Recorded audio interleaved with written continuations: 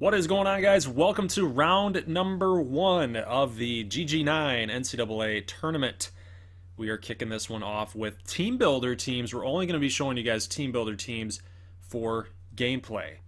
Yes, and we will show the winners of all the other games at the end, so you get an updated look at how the bracket stands. You see the East region here, Little Rock, Campbell, Virginia Tech. We'll play the winner, Amarillo, Seton Hall there. You got Auburn, McAllen in an 8-9 matchup. You get Denver Tech, New Mexico State, 5-12. Ardmore, Washington, 7-10. I like North Carolina awaits you if you win that game. That'll be interesting. Yes, and the odds would be stacked against us because this is being played in Charlotte. Yes, I say us and you, but, it's all CPU. So no user involvement here.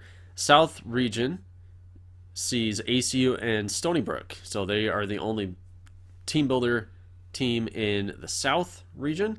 Got to survive Stony Brook, and then maybe you get Wofford, maybe you get Maryland. Wofford shoots a bunch of 3 balls. That'll be interesting. Virginia 1 seed out of here. I think a pretty clear path. Pretty hilarious that you got the Tennessee Colgate matchup right. I got LSU Yale somehow. I don't know how I did that. Midland State takes on Northern Kentucky. They're a pretty game squad. And then at the bottom there you see Camu, Kansas A&M, taking on Abilene Christian in a 2-15 matchup. So we got 8 teams in the dance. So it'll be fun to see who can survive all of the landmines and all the unique challenges that the tournament provides. Who is going to be the last Big 12 team standing? That's really what this is really all about. If you don't make the championship game, well... Yeah, I mean, hey, seeds, do they matter? Do they not matter? I don't know. We got a couple teams in the mid-tier, like, you see like a Denver Tech. Like, are they good enough to string together like a Final Four run? Or, like McAllen, 9 seed. I don't know how far they can go. I don't know how good this team actually is. We saw them get blown out against Camu, and they beat Broken Arrow in basically a do-or-die kind of game. Are they going to be battle-tested? Or is it just going to be the top 2 teams, Little Rock and Camu, 2 seeds in the dance? Can Amarillo make a big run, being the play-in game team? Sometimes these play-in winners, it's like a filter. It's like, yeah, if you can beat a tournament team and get in, that means you're probably hot. And it means they're dangerous. So we're going to kick this one off with the game in Dayton, the play-in game between Amarillo and Seton Hall. Of some really brief clips there. And good luck with all of your brackets and your picks. Your real-life brackets and these brackets here as well. Let's get into it. Yeah, once we get through that game, we're going 12:05 tip-off, Ardmore in Washington. So enjoy. All right, we got 25-24 early. AJ Quinn putting that one in. Amarillo trying to win this game to get into the field. I don't know if they count these play-in games. I mean, technically they count, but they don't really count. You got to get to Thursday, Friday, first round stuff in order to make this count. Amarillo puts Seton Hall away 84-63. They really dominated that game. That's a huge win for this Amarillo team. They might be getting hot, as you mentioned. They do have some stars on this team that could get on fire. Yeah, you're right. Make a run. Barbosa and Quinn and Meminger. Seton Hall was basically a no-show. So Amarillo is in the field. Speaking of 2 teams in the field, 2 K9s, Thunderwolves, and the Huskies. 2 of my favorite teams. Let's get this one underway. We already have Ardmore here in their yellow uniforms in Charlotte. Now, we just talked about how the winner is going to probably take on North Carolina. So North Carolina is going to have the home court advantage. Preferential treatment, yes, I would say. 10-7 here early. Ardmore is down by 3, and Sakovic is going to make the 2-pointer. Washington gets the timeout, but a missed shot there. Wright picks it up, gets the backboard in. It's going to be 21-18, and here's Sakovic as time is running out. Hildebrand with a huge 3-ball there to tie it, 21-21. Nigel West with the steal, getting it back out to Alfonso Duncan, and Ardmore is up 2 points. Pass back to Duncan. So with time winding down here in the second quarter... Man, Nigel West known for his defense more than his jump shot. Yes, and by the way, when I say quarters, I really mean like the first half. That's the only way that we can do this. Yeah, there is no half setting, so we just have to live with it. Tyrese Walker puts a jam underneath the basket. 34-27. Washington going ice cold here. Can't make it. What is he doing? What are you doing? Tyrese Walker and Hines finally team up there to get that rebound, the missed shot. Andy Zhang passing it back to Tyrese Walker, back to Agayev.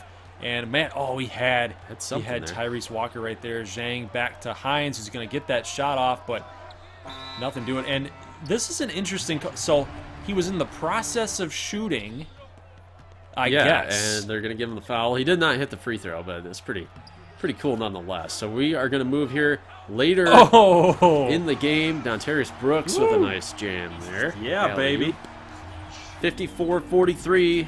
Washington really just ice cold from the field. Could not hit a basket to save their lives. And Nigel West will do the honors. Ardmore wins in the 7-10 matchup. Yes, so good job. Dicey games. Good job by the Thunderwolves to beat the Huskies by 12. Nigel West with that cherry on top. I like where this is headed. Yeah, Ardmore can play some defense. They might be a scary team. I don't know. Speaking of scary teams, we got the Fighting Camels of Campbell University, led by Chris Clemens, one of the nation's top scoring threats. He's a pretty small dude, though, so it'll be fun to see if Little Rock has any trouble with him. Little Rock finished runner-up in the Big 12 Conference Tournament with all the Teambuilder teams, lost to Camu in the final game, so they're tipping this one off into 2-15. Matchup. The Fighting Camels can definitely hang with the Battlehawks, but it's going to have to be the three ball that lands for Little Rock. They have some three-point shooters at their disposal, and they do play some good defense. There is Bonsai Weaver with the steal, and then the pass over. Yeah, foul on Udi. So Campbell, I was looking at their roster. They don't have a lot of big men on their roster, so they really, every minute at center almost is played by this dude. I mean, we can see the size differential for Little Rock's point guard, Monte Grant, against Campbell's point guard. So, yeah, there's some size difference here. Always helps. First points of the game, always got to show it. Yep. Campbell. Only one, though. Is in the lead, but Camaro Guyton with the slam. We got 4-1. Roneel Smith. He just juked him out of his shoes. Too easy underneath. Othello Grace. Another slam. So again, the size, guys, that we just mentioned is really coming to haunt the Campbell Fighting Camels. So it's going to be 12-3 here after that two-pointer for Campbell goes good. And there's your boy. Clemens with the shot. 30-18 right now. Yeah, you know, Little Rock's starting to pull away here. 32-20. Nice. Wow. Yeah, that was good. Nice job by Webb. And the pass by the backup point guard Pittman. So here's Othello Grace coming in and going to get it to Roneel Smith. Gets it off the backboards. 40-22 in the first half. Yeah, let's see if they can tack on some more here. Just put a little more salt in the wound.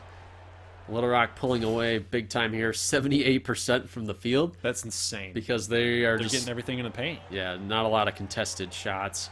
Little Rock just continuing to hit those. You got 73-54 game here as you get a little bit later. And that's going to do it. It's just too much for the undersized Fighting Campbell. So, you know, the big takeaway here, Camaro Guyton and Roneel Smith, the two big guys on the team. Players of the game, definitely, in this one. Came through.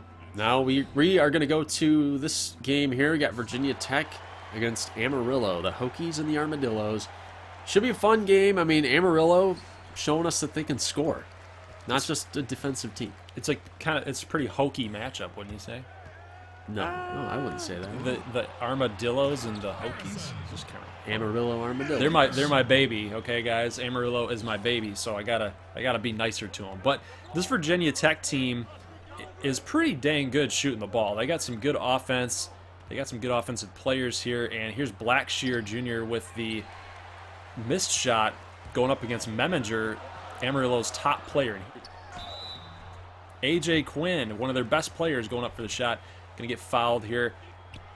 4-1. Meminger gets the rebound, and he's actually going to lay 11-3 right now. Virginia Tech going cold again from the field. We've seen it in a couple teams like Washington and Seton Hall could not hit a lot of shots against our defenses. Here kicking out. That's Lomas out of Estonia. Woo.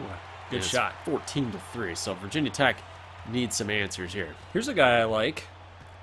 Alexander Walker, yeah. Good shooter. Virginia Tech calling timeout early. They got to figure something out. Amarillo, though, feeling good. Yeah.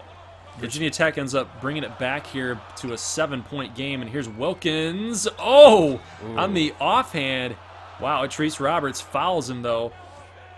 27-33. And here's Quinn. Pass from Lomas. And they're going to get it in. So 37-27. Amarillo up 10. As we're just about ready to end the first half, and a 3-point shot is good. Man, oh man. So Amarillo's really taking it to a good shooting team, and they're playing really good defense too. Oh, got him. Lomas in the corner. Ooh. Got it. Amarillo is pumped up. Oh my goodness. 45-29 here. Virginia Tech trying to get something going here. 47-31. Hill gonna drill that three-pointer. So they're making this a game again. Lomas over to Meminger off the backboard and in. I notice a lot of the big guys here get the backboard shots back in. So now Virginia Tech's starting to come back. Yeah. Is this the part where the double-digit seed starts to slip and blow it? Looking like it as Alexander Walker nails the three to take the lead by 1 point. So here's McAllen, the backup point guard, trying to make something happen here. Treese Roberts is actually on the floor with him, who is the starting point guard. Barbosa passes to him, and he's going up against Hill, and he can't make the shot. Fast break offense here. Walker on Lomas over into the center position, makes a steal, and here's Lomas working up into the paint, going to Palmer. That's Hakeem Palmer getting the two. So a lot of action here within that last 30 seconds. And this three ball is good. He nailed it. 67-63 right now. Let's jump a little bit forward. 65-68. And Blackshear Jr. hits the three ball. Two. Very long two-pointer. Wow. So they're only down by 1. Now Amarillo hits a two-pointer to go up 3. Guys are pumped up. Meminger and company pumped up. Blackshear, though, gets the offensive rebound, puts it back. We got a 40-second game here. 1 point separates the two. So pretty much one possession for each team coming up here, and a foul on Hill for the reach-in, going to A.J. Quinn, and somehow he misses that swipe, that block attempt, and gets it in, and Amarillo guys are going to survive 73-69. Yeah, it was stressful. I mean, they had a 16-point lead. The lead got as large as 16, and then they found themselves losing late. But let's see if this game is a little less stressful. I like that, though, that Amarillo got an upset for the Big 12 conference, the Teambuilder conference. That's pretty good to see. Stony Brook will be the representative out of the America East Conference and taking on ACU. I saw Stony Brook a couple years ago against Kentucky. They got a lot of the same players on this roster, so this should be fun. A lot of experience on this Stony Brook basketball squad here. So, but ACU is very, very talented. They're extremely talented. So they got to get it done. They can't lose to a team like Stony Brook. True. They shouldn't lose to a team like Stony Brook. But we see here Ellis Jr. coming up with the rebound, going to Black, and then Michelle. Wow, he pulled himself back towards midcourt there. Took the off-balance shot late, put it off the backboard. Yeah, shooting's been a problem for ACU lately. They did make it to the Teambuilder Conference semifinals. Was not good enough to win. They are slumping a little bit, so they got to snap out of it in a big way here. Or they will get upset. Yeah, I mean, Stony Brook's got some size. Like, shooting, they're not amazing, but they actually do have a little bit of size. Strickland Peoples with the three ball, and they're going to go up 6 here, now cut down to 4 as Stony Brook gets another two-pointer. So here is Thames with the three-point shot. So this is what they needed to do. At nearing the half, they've got 35 points. They're on their way to 70, which is pretty good in college basketball terms. You got to be able to shut down the offense for Stony Brook here. 38-28, and not even going to attempt it. They're giving up some late points here. And Block's going to chuck it. Oh, almost. It was pretty good. Almost. 38-30 as we enter the half. ACU, I don't know how they're feeling about this right now. I mean, they're shooting pretty well, which is a good sign, but Stony Brook is getting a lot of easy looks. So it's only 8-point game right now, late in the third quarter. It's about midway second half. And it looks like the comeback trail is on. 3-point game now. Tams had an open lane there into the paint, but he decided not to take it. And here is Nash working on the defender here, and he shoots off balance and a little fadeaway, and this is not looking too good here. If Stony Brook converts, it's 2.5 minutes. I'd start getting worried here. Here is Stony Brook trying to work it inside, and he gets a little spin move there, and oh my. And one. Gets the foul. They will convert it. It's going to be 61-63, so ACU only up 2. Almost blocked, but somehow it gets in. 65-61, and here's a off-balance shot there to cut the lead down to 2. 67-65, and 39 seconds later in the game. Oh my God! Block's a gamer, you know. He's one of those guys that wants to put the team on his back, lead them into victory. Got to make these free throws though. This will be clutch. So he's gonna hit the first. This will put them ahead by 4, and he's going to make it. So now Stony Brook's got their backs against the wall. 2-possession game. 35 seconds to go here. Time's ticking away. Stony Brook, you got to at least get 2 points and possibly look for a foul. Don't waste the game away by shooting a 3-ball. That would be my strategy going in here. Backing him down there, and he drills it, just splashes it. 69-67 here. They will foul. And Thames going to the line. So 67-71 after he makes 2. Yeah, best free throw shooter on the team. Oh, no. But Stony Brook's going to put it in, and it's 71-69. So Oleani misses, though. That was a bad move right there. And they're going to haul Thames down. And, yeah, again, he hits the first. Second will put this game out of reach for the most part. Back to 4-point game. Only 14 seconds, so Stony Brook needs a quick basket here, obviously. Now you pretty much need a 3-ball to kind of stay in the game here, and Oleani is going to shoot for it. He drills it! Oh, my goodness. He makes it with 6 seconds left. They're down by 1.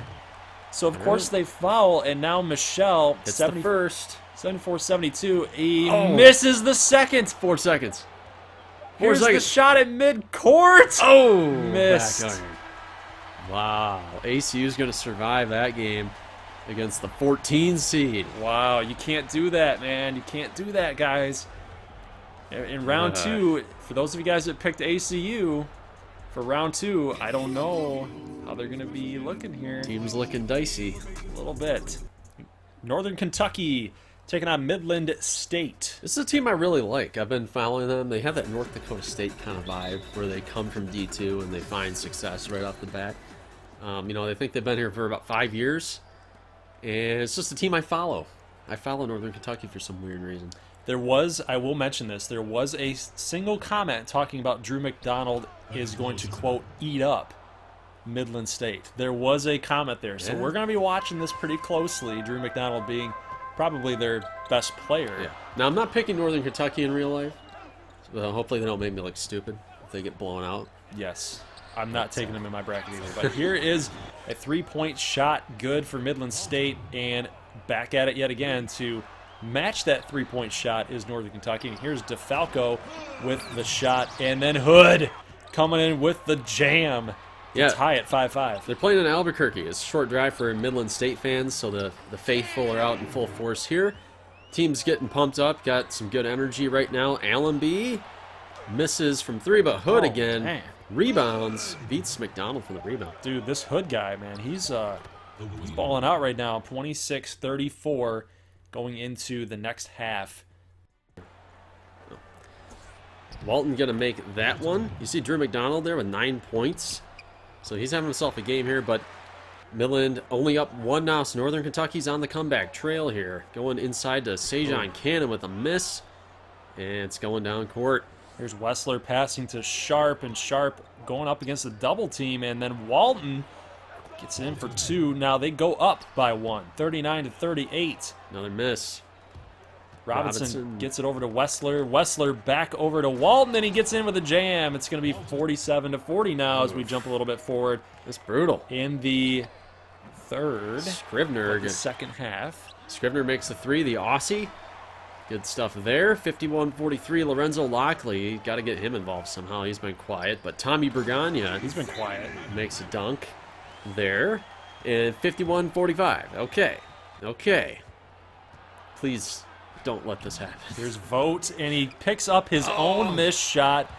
Gets the dunk and the foul. Costa Corbis with the foul. 55-47, and then back to Hood. He's going to get the slam again. This guy's electric. Yeah, I love this guy. Trying to pump up the team and the home crowd here, trying to get them back involved in this game. Bergagna going inside on McDonald, so good defense by McDonald, but he still gets it in. 55-51 right now. Bergagna going to miss off the backboard. We're down to a minute and a half here, and it's a 6-point game, so Midland needs something, need a defensive stop. DeFalco on his man here, but here's McDonald against their best player, Bergagna, and he's going up for it, and he's going to get it off the backboard for two, 59-51. And now it's getting a little dicey here, guys, and then you guys can see it. There you go. There's your upset. Northern Kentucky beats Midland State 64-55. That was a bad showing. That was a very bad showing. Offense was MIA. Bergagna was MIA. Yeah, and they were like in Albuquerque, okay? That's like their home territory. Come on. Now here's a team that some people argue that I probably misseeded, but that is because I made my fake bracket before Auburn went on this absolute tear in the SEC tournament. Yes, keep in mind we made this bracket weeks before the conference tournaments happened, so it is what it is. It is what it is. I'll catch some flack for some of my rankings. You're always going to get flack. It's YouTube. That's what happens. So here is Auburn against McAllen, and we've got Davenport laying it in for two. It's an 18-9 as we go into the latter part of the first half here. 20-13 right now, and Auburn is starting to make it a comeback a little bit. 22-18 now. And El Mahdi, the 7-foot, how tall? 5? I think he's 7'5". He's a monster. Out of Sudan. He's like that taco guy. Taco Fall? Taco Fall, yeah.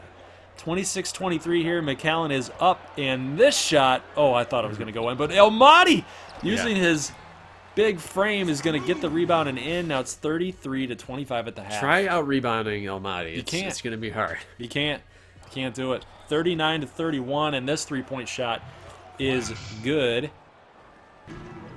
39-33. Another three ball by Auburn is going to be no good. So here's Dorico Johnson. I was just going to verify if that was his first name, but a nice pass alley-oop to Davenport, and McAllen teams up for a 2-point jam. So 50-42, Nico Alvarado passing out into the corner, but back into El Mahdi down low. He's going to get it. Now he's on fire, but that's not going to help him. That's not going to help him on D. No. But McAllen will hit that basket. They're going to go up 10 now with a minute and a half. And Auburn cannot secure the comeback. So again, we got another team with some shooting woes here with the Auburn Tigers. McAllen going to win by 11.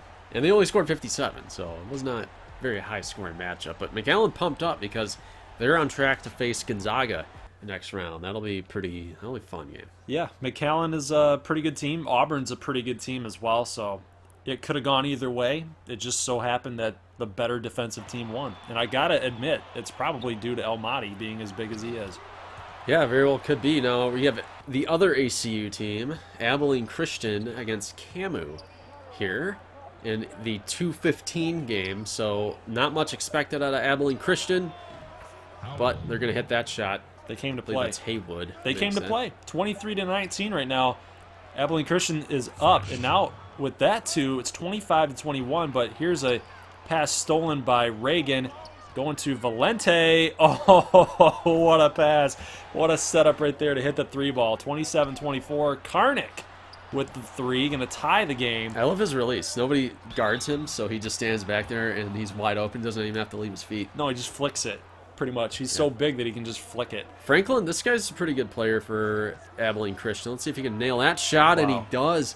Abilene Christian's opening up a lead on the Big 12 champion Kansas A&M Amber Wave, but Karnick going inside. ACU has a 7-footer of their own playing center. That was a little tough matchup. That was a little exaggerated. You think by Karnik to fall on the floor like that. Yeah. He only went in with the other hand. It wasn't like he drove a little bit. Gotta sell it, man. I guess 35-32. Abilene Christian is up, and then Karnik, he loves that shot. He loves that fadeaway shot. That's why he's an NBA prospect. Yes, so it cuts the lead down to 1, and Franklin with the half-court shot. It's going to be no good. Always like to show those because it is suspenseful to just see if it's going to randomly pop in. Yeah, look at the way ACU's shooting. Man, Both teams. Franklin's got 15 points. Now, Abilene finds themselves down 2 here as Camu does come back, puts a little bit of a lead together, but Pleasant hits the 2 in a tied game. Going inside to Karnik. Oh, see if you can hit that. Man, that's a tough shot. I was surprised that he ended up taking that because he actually lost floor space closer to the he went away from the basket like big time. Farquhar is going to tie it up. ACU now up 3 here. We got about 4 minutes left in the game. Montanez underneath. 6'8" point guard. I mean, use your size. Yeah, that's a pretty bad defensive effort, though. Ooh, come on, man. He's dishing out to Hoover. And he's going to nail it. That's great. Clutch. That's a great read by Montanez to dish it back out. And what a great shot by Hoover. But Montanez is going to pick up the foul, and in a 65-65 game with 2:38 left, you kind of can't do that. No. Now, we might have an upset on our hands here, folks. This would be a pretty colossal upset. 15 seed. Doesn't happen very often. 66-65 here. Camu's got to get their shooters out and do something. I mean, I'm looking at Hoover. I'm looking at Karnik inside. I don't know. Could have had him right there at the top of the key, but a really, really long shot right there. Just, I mean, the shot clock was going. There's nothing you can do. But look at this. The Wildcats make the 2-point shot there to go up by 3, and Karnik can't hit the 3, but Hoover with the tenacious rebounding, the want-to right there, man. Nice. This guy's a baller. So he gets his rebound, gets the 2.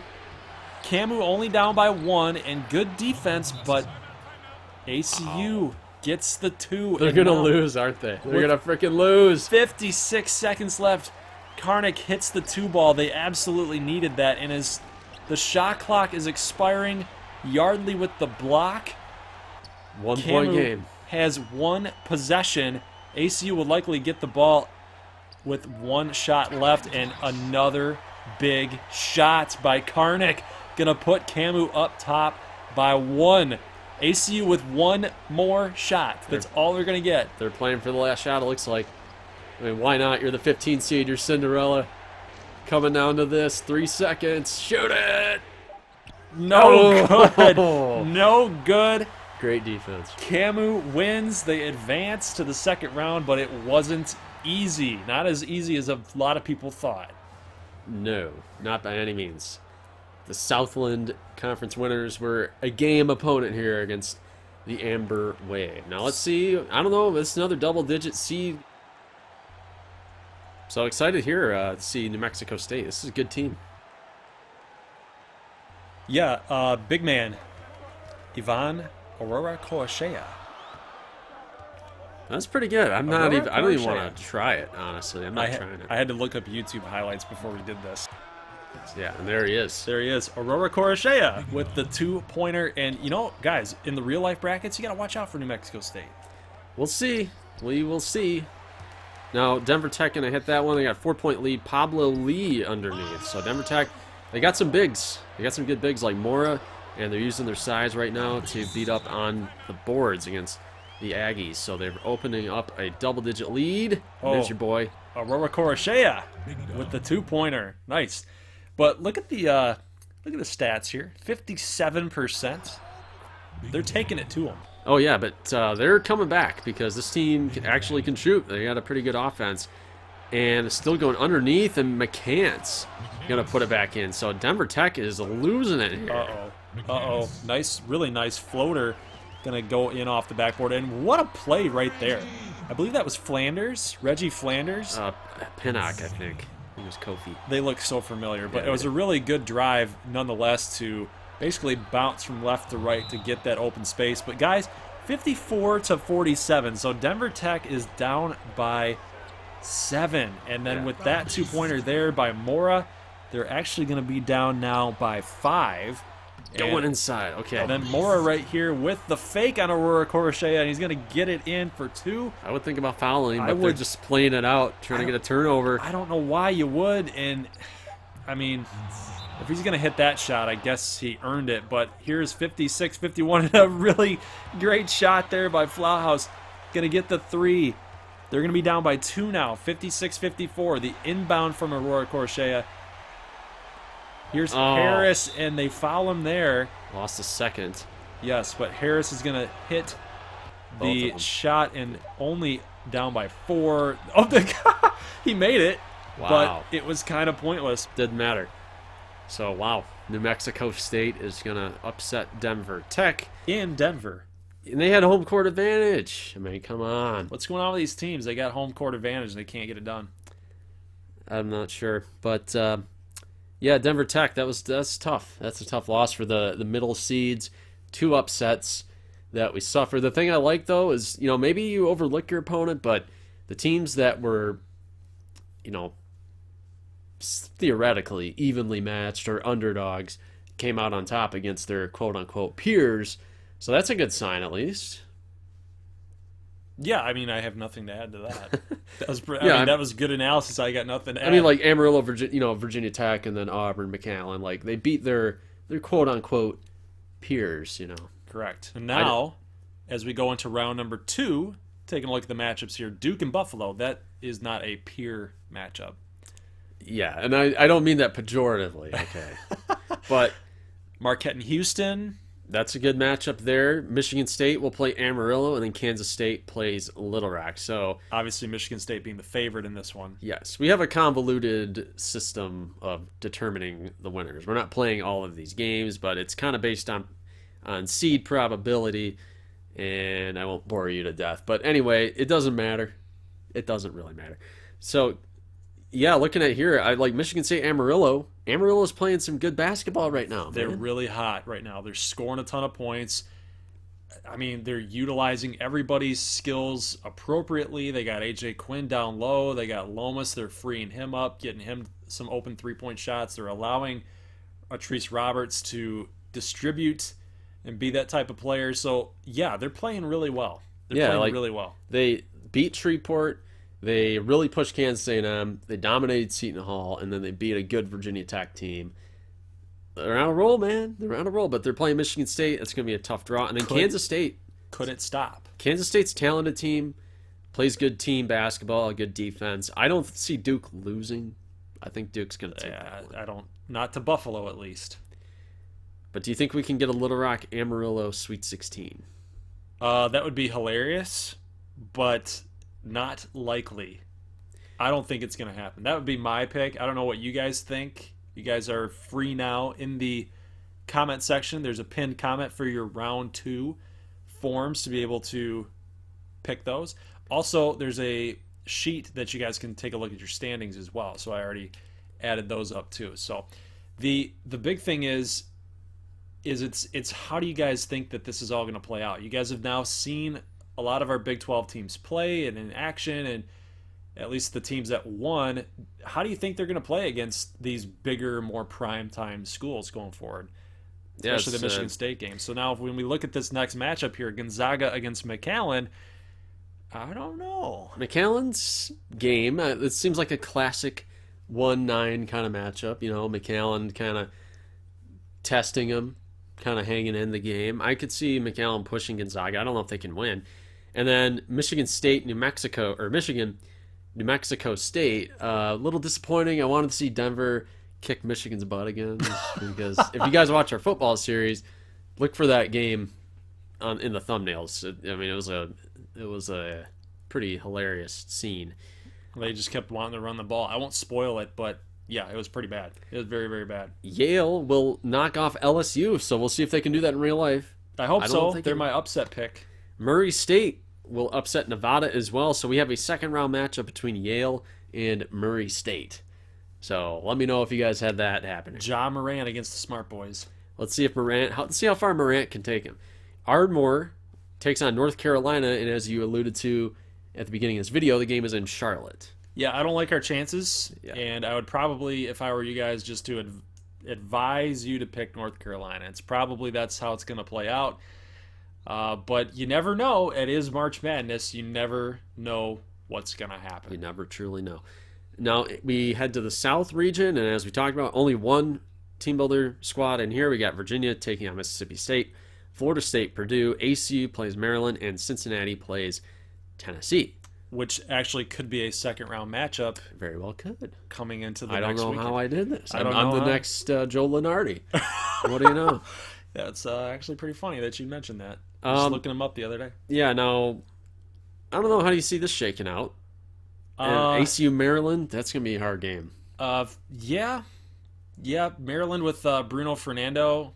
I like Bruno Fernando. He's getting a lot of hate with some of the scouts and the experts for the NBA draft. I don't know. I like his game, and given the fact that ACU has an issue scoring, that's a crapshoot at this point. But well, at this point, it's all chalk right now in the South, so maybe that will benefit ACU. Maybe it'll change. I like that Purdue-Florida State matchup, though. I don't really know who I'm going to pick in that one. I just think Purdue is kind of wonky, and Florida State, I think that they could go far. All right, now we have Kentucky, Iowa. So Iowa spoils the Louisville-Kentucky matchup that I bet a lot of people are looking forward to. Northern Kentucky with the upset over Midland will now face Texas Tech in the second round. Kansas plays Wisconsin in the 3-6 game, and then Iowa State takes on Kansas A&M in the battle for the Heartland. Yeah, really, I'm seriously. calling it that. Yeah, I mean, we got Iowa, Kentucky, Northern Kentucky, Kansas, Iowa State, and Camu. Yeah. That is the Midwest region. Really, the only team that you might not consider Midwest would be Wisconsin. I mean, technically they are Midwest, but I'm talking like in the heartland. The heartland. The heartland matchup, yep. So, I mean, Camu's probably the toughest team here to beat. I know that they don't have a lot of history with, a lot of you guys know about their program as much as you would when you're looking at Kentucky, Kansas. But trust us in knowing that Camu is a basketball school. They're powerhouse, primarily. Man. Kansas Camu would be the game yes. to watch. Yes, sure, and if they get that far. It's a pretty tough draw. If you're Camu, you did a lot of good things. You won the Big 12, and now you're going to have to possibly, if it's all chalk, play against Kansas and then have to play against Kentucky for the right to move on. All right, and that will do it for this episode. We're going to be back on Saturday with all the round 2 action that you guys want to see. I hope you guys liked the format. If you have any questions, just ask me. I'll respond if you guys have any questions or anything. The responder will be named Little Broski GG9. Anyway, pretty good games on tap for round number 2. And again, standings in the description. It's a Google Excel file that you guys can all click on. You guys can view who is who and who's where in the standings. And round number 2 is also available to register your picks now. So again, I put out a lot of notices and even had a video talking about how please put your name, and you're going to have an email in order to do round number 2. And round 2 is actually worth more points. So if you missed out on round number 1, you still have a shot at catching up and making up that lost ground here in round number 2. So the reason why I ask for your email, guys, and your name or your YouTube name at the very bottom is so I can identify you and keep track of your points. Because if you don't label those, I can't contact you if you won, and I can't count you because I don't know who you are in the standings. So that's the reasoning behind that. It was my fault. Well, yeah, you forgot about that little section in I thought it collected it automatically because all this Google crap is all synced together, but you learn something new every day. Yep, so you can take it from me right here and right now. I will not spam your email. If you supply that email, nobody else can see it. I have it. It's with me. I'm just using it to be able to contact you if you won, because a YouTube comment to say, hey, you won, the overall grand prize for this tournament challenge only goes so far. I need to be able to contact you directly with an email on file. So like you said, we will be seeing you guys back here on Saturday for round number 2. We'll see you guys in the next one. As always, peace.